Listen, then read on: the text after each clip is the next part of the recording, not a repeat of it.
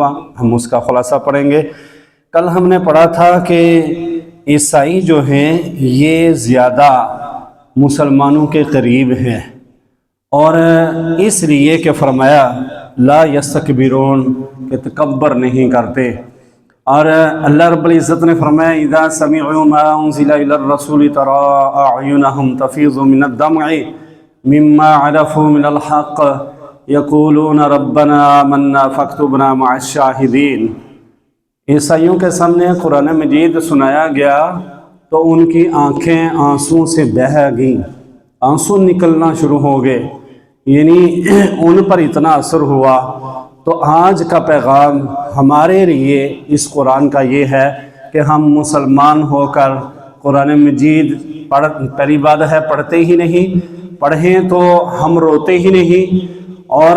کسی کو اگر روتا دیکھیں تو اسے کہتے ہیں شوخا ہو رہا ہے۔ وہ بھی اگر ہو سکتا ہے کہ کسی کے دل کی آواز اٹھ رہی ہے تو ہم اسے ہنسی مذاق کا نشانہ بناتے ہیں۔ اگر رونا نہیں آتا تو کم از کم رونے والی شکل تو بنا لینی چاہیے، یا نہیں تو کم از کم اس کے اندر جو احکامات گزرتے ہیں ان پر غور و فکر کرنا چاہیے۔ اللہ نے فرمایا ایمان والو لا تحرموا طیبات ما احل اللہ لکم ولا تعتدوا، کہ احتیاط سے کام لو کہ جو پاکیزہ چیزیں ہیں انہیں حرام نہ کرو، اللہ رب العزت نے تمہارے لیے حلال کی ہیں۔ اور فرمایا کہ اللہ نے جو تمہیں حلال رزق دیا ہے اس میں سے کھاؤ۔ اللہ نے فرمایا کہ قسموں کے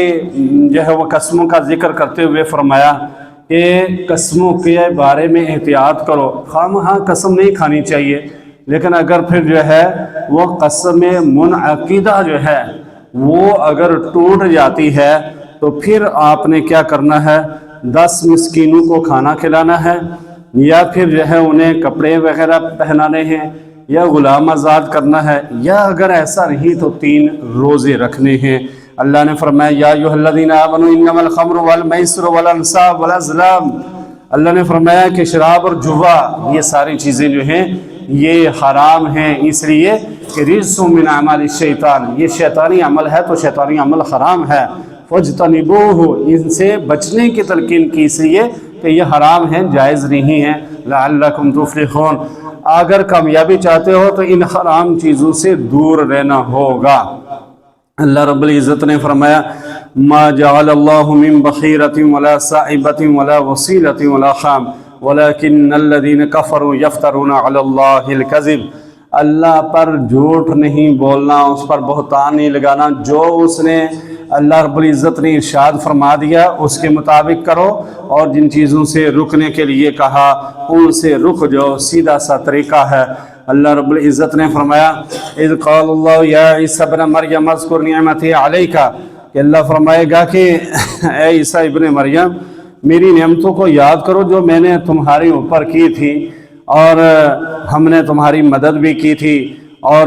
تکلم الناس فی المہد وکہلا، گود کے اندر ہی، ماں کی گود کے اندر ہی تم باتیں کرنا شروع کر گئے تھے، حکمت کی باتیں، اور پھر جو ہے تورات اور انجیل کا علم عطا کیا، وہ عطا کی، اور پھر تم پرندے کو پھونک مارتے تو اس کے اندر روح آ جاتی، وہ زندہ ہو جاتا، یہ سارا کچھ ہم نے عطا کیا۔ تو یہ بتاؤ کہ انت قلت للناس اتخذونی من دون للناس اتخذونی وامی الہین من دون اللہ، کہ کیا تم نے لوگوں کو یہ کہا ہے کہ مجھے اور میری ماں کو معبود بنا لو، ان کی عبادت کرو؟ اور تو عیسیٰ علیہ السلام کہیں گے سبحانک ما یکون لی ان اقول ما لیس لی بحق، کہ میرے لیے یہ مناسب ہی نہیں ہے کہ ایسی بات کروں، ان کنت قلتہ فقد علمت، تو علیم بذات الصدور ہے، جاننے والا ہے، اگر میں ایسی بات کرتا تو تجھے معلوم ہو جاتی، ولا اعلم ما فی نفسک، اور فرمایا انک انت علام الغیوب، تو غیب کو جاننے والا ہے، ما قلت لهم الا ما امرتنی به ان اعبدوا اللہ ربی وربکم، کہ میں یہ بات بالکل نہیں کہتا، اور نہ ہی میں، بس یہی ہے کہ اللہ کی عبادت کرو جو میرا بھی رب ہے اور تمہارا بھی رب، میں تو اس طرح کی باتیں کرتا ہوں۔ آگے جو ہے اس پارہ کے اندر اگلی صورت ہے سورۃ الانعام، یہ مکی صورت ہے، اس کے اندر شروع میں توحید کا ذکر ہے۔ الحمدللہ الذی خلق السماوات والارض وجعل الظلمات والنور، کہ ساری تعریفیں اس اللہ کے لیے ہیں جس نے آسمانوں اور زمین کو پیدا کیا اور روشنی اور اندھیرے کو پیدا کیا۔ ثم الذین کفروا بربہم یعدلون، یعنی یہ دیکھیں روشنی کو پیدا کرنے والا اللہ ہے، آسمانوں کو پیدا کرنے والا اللہ ہے، زمین کو پیدا کرنے والا اللہ ہے، ہر چیز کو پیدا کرنے والا اللہ ہے، اور پھر تم کیوں اس کے ساتھ زیادتی کرتے ہو؟ کہ زیادتی کیا ہے کہ تم اس کے ساتھ شریک ٹھہراتے ہو، ایسا نہ کرو۔ اللہ رب العزت کے جو احکامات ہیں ان پر عمل کرو، ورنہ کیا ہوگا؟ الم یروا کما اہلکنا من قبلہم من قرن مکناہم فی الارض ما لم نمکن لکم، اللہ نے فرمایا کہ ہم نے بہت ساری بستیوں کو تباہ و برباد کر دیا ہے نافرمانیوں کی وجہ سے، تم باز آ جاؤ، باز آؤ۔ اور پھر جو ہے انہوں نے مطالبے شروع کر دیے مختلف چیزوں کے۔ اللہ نے فرمایا قل سیروا فی الارض ثم انظروا کیف کان عاقبۃ المکذبین، تم ٹور پہ جاتے ہو، تم جو ہے وہ ادھر ادھر عیاشی کرتے ہو، تم ذرا ایسا ٹور کر کے بھی دیکھو کہ جن بستیوں پر اللہ کا عذاب آیا تھا کیوں آیا تھا، وہاں بھی ذرا جا کے دیکھو، وہاں کی بھی سیر کرو، اور تمہیں پتہ چل جائے گا کہ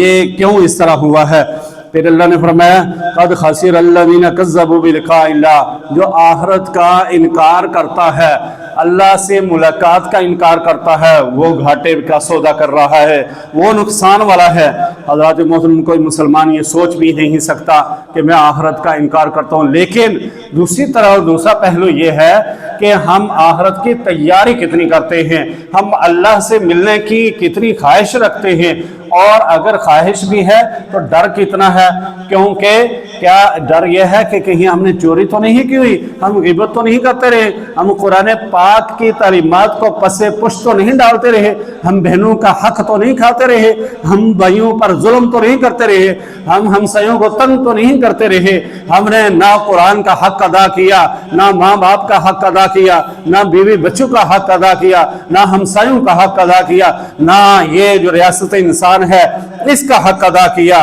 اور پھر جو ہے کیا ہونا ہے، آخرت آنی ہی ہے، موت آنی ہی ہے، دنیا سے جانا ہی ہے، سب چیزیں جو ہیں بالکل واضح ہے، کلیئر کٹ، ہر چیز اللہ نے بیان کر دی۔ اللہ نے فرمایا وما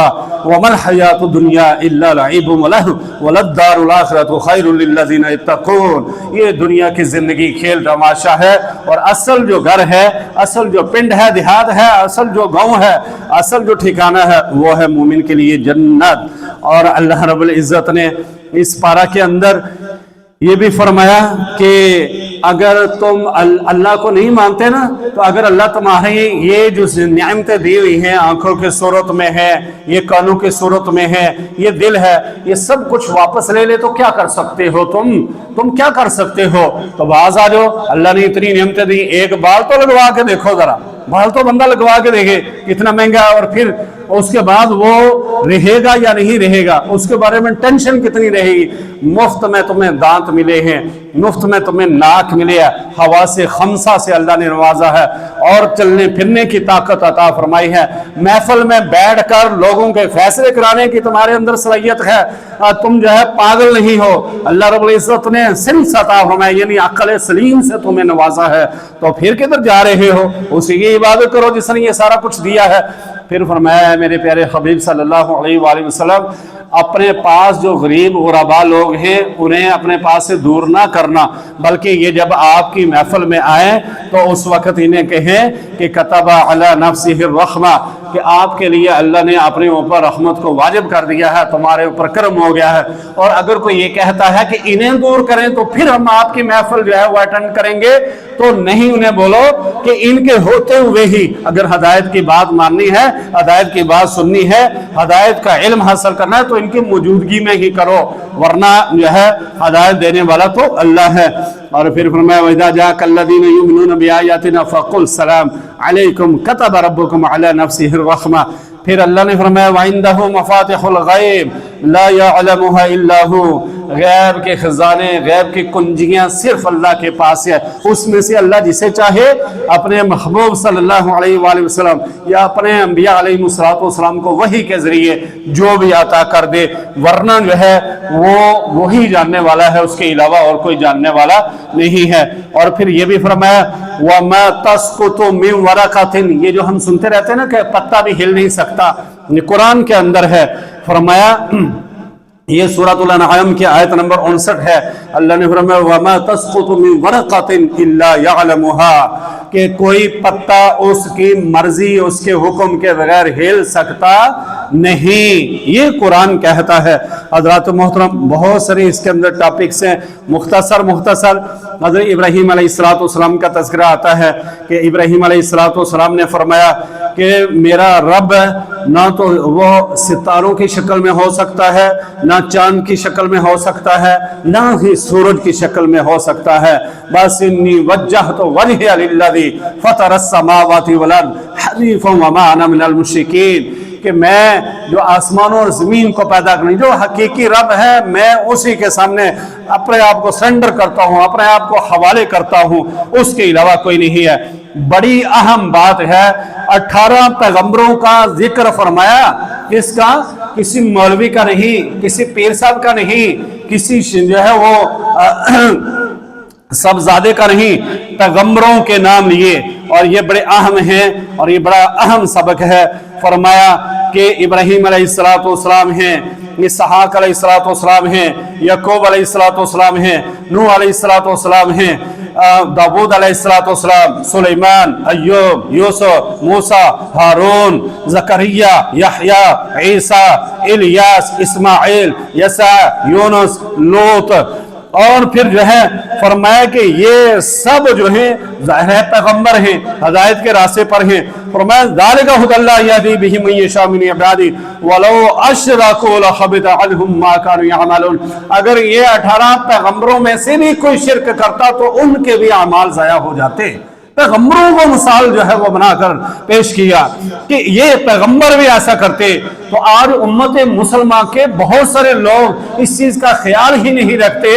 اللہ کے عبادات، صفات، الوہیت کے ہر ذات کے اندر، ہر چیز کے اندر توجہ اور غور جو ہے ضروری ہے کہ کہیں ہم اللہ کے نبی علیہ السلام کا جو بتایا ہوا راستہ ہے اسے کہیں دور تو نہیں ہو رہے۔ پھر اللہ نے فرمایا کہ اسی اللہ کی عبادت کرو، اسی اللہ کو ایک مانو، وہ ہر چیز کو جاننے والا ہے۔ ذالکم اللہ ربکم، یہ اللہ تمہارا رب ہے، لا الہ الا ہو، اس کے علاوہ اور کوئی معبود نہیں، خالق کل شیء فاعبدو، ہر چیز کو پیدا کرنے والا ہے، اسی کی عبادت کرو، وہو علی کل شیء وکیل، ہر چیز کا کارساز بھی وہی ہے۔ اب جو ہے اتنی چیزیں اس کے اندر ہیں، صفات سے متصف ہے، اب تم یہ کہو کہ ہم سامنے دیکھیں گے تو پھر ایمان لائیں گے، ایسی بات ہی لا تدرکہ الابصار وہو یدرک الابصار، وہ تو دیکھ رہا ہے، تمہارے اندر اتنی طاقت نہیں ہے، مان جو، بس مان جو۔ اور پھر یہ بھی آخر میں فرمایا، اس پارہ کے آخر میں آخری سبق یہ ہے کہ تم جو غیر اللہ کے پجاری ہیں، وہ چاہے آگ کی پرستش کرتے ہیں، بتوں کو پوجتے ہیں، کسی انسان کو پوجتے ہیں، ان کے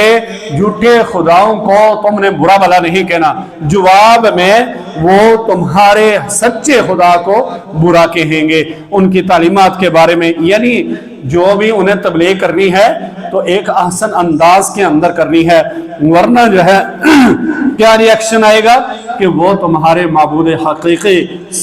جو صحیح رب ہے اسے برا بھلا کہیں گے۔ اللہ رب العزت سے دعا ہے کہ اللہ تعالی ہمیں جو کچھ پڑھا، جو سنا، عمل کی توفیق عطا فرمائے۔ آخر میں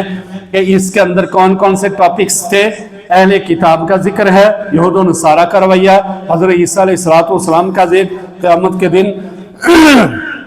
اللہ تعالیٰ کے سوال اور پھر جواب، حلال و حرام کے احکام ہیں، قسموں کے توڑنے کا کفارہ، اللہ اور رسول صلی اللہ علیہ وآلہ وسلم کے اطاعت کا ذکر، وصیت اور جو ہے وہ گواہی کے مسائل، توحید، رسالت، عقیدہ آخرت، اور پھر انبیاء علیہ السلام کے نام لے کر سمجھایا۔ اللہ عمل کی توفیق عطا فرمائے۔